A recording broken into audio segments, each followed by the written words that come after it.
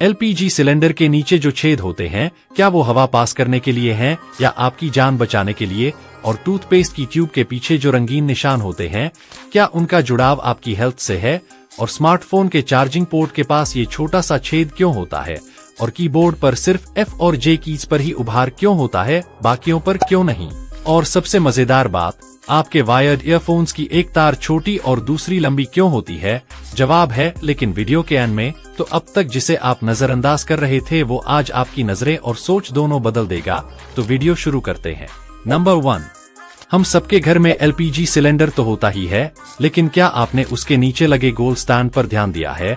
और उस स्टैंड में जो छोटे छोटे छेद होते हैं वो क्यों बनाए जाते हैं? दरअसल जब सिलेंडर लंबे समय तक जमीन पर रखा रहता है तो उसके नीचे नमी या पानी जमा हो सकता है। अगर ये नमी अंदर फंस जाए तो सिलेंडर में जंग लगने का खतरा होता है। लेकिन इन छेदों की वजह से हवा अंदर बाहर होती रहती है, जिससे नीचे नमी नहीं रुकती और सिलेंडर सुरक्षित रहता है। और सिर्फ इतना ही नहीं, अगर कभी सिलेंडर के नीचे से हल्की सी गैस लीक हो रही हो तो ये छेद उस गैस को बाहर निकलने का रास्ता देते हैं। मतलब स्टैंड में गैस जमा नहीं होती और ब्लास्ट या दबाव बढ़ने का खतरा भी कम हो जाता है। और हाँ, कमेंट करके जरूर बताना कि आपके घर में HP का गैस सिलेंडर है या इंडियन का। नंबर 2, क्या आपने कभी अपने स्मार्टफोन के नीचे चार्जिंग पोर्ट के पास एक छोटा सा छेद देखा है? बहुत से लोग सोचते हैं कि ये डिजाइन का हिस्सा है, लेकिन असल में इसका काम बहुत खास है। ये छोटा होल नॉइज कैंसलेशन माइक्रोफोन होता है।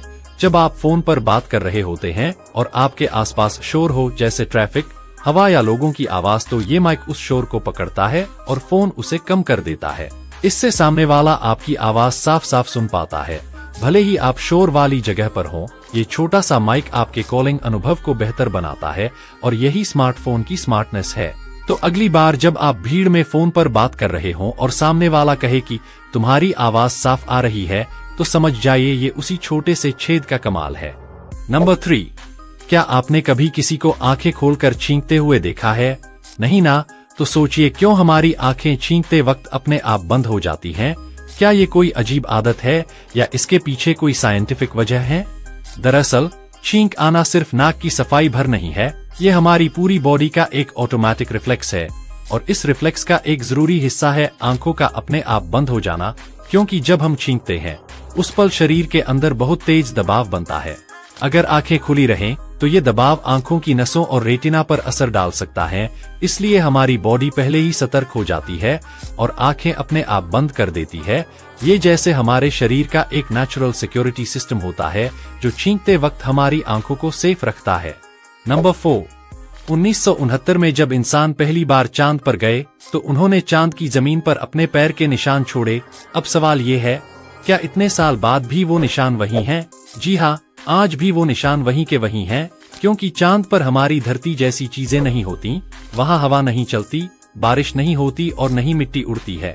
इसलिए जो भी निशान एक बार बन जाए वो सालों साल वैसा ही रहता है।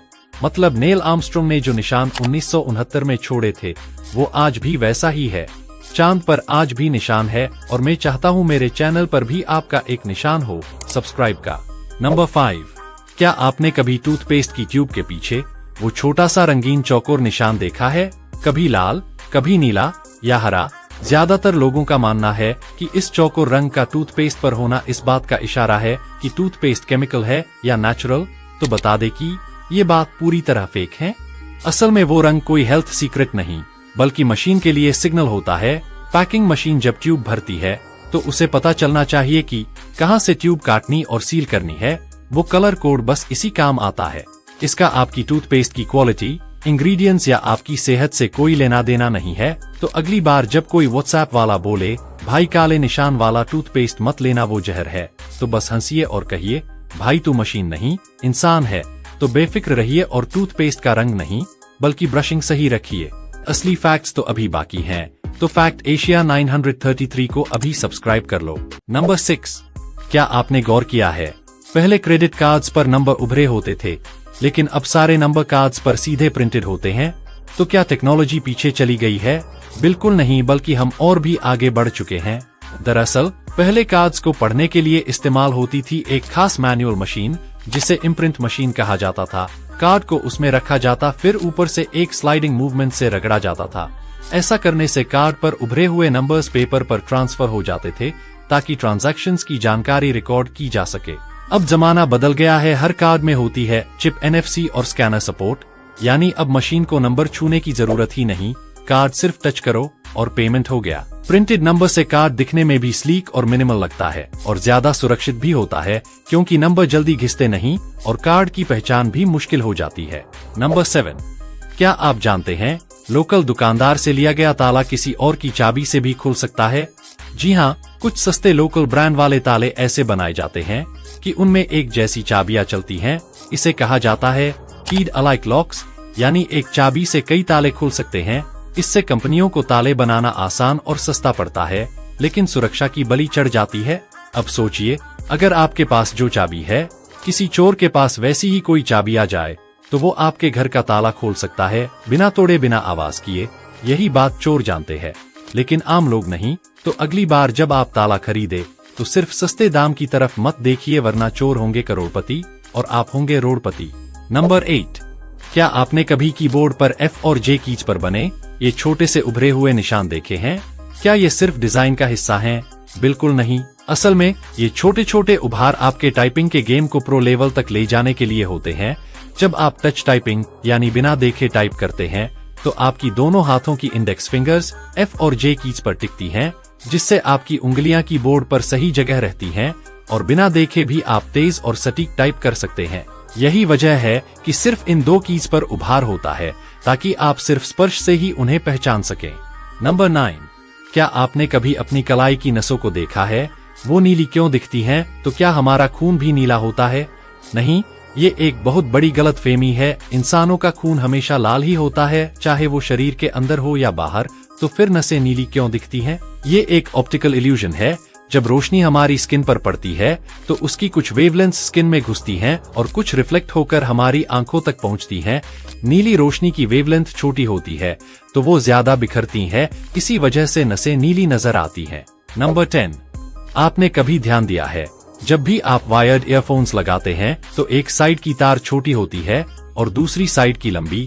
ज्यादातर लोग इसे डिजाइन की गलती या लागत बचाने का तरीका मानते हैं, लेकिन सच्चाई इससे कहीं ज्यादा शॉकिंग है।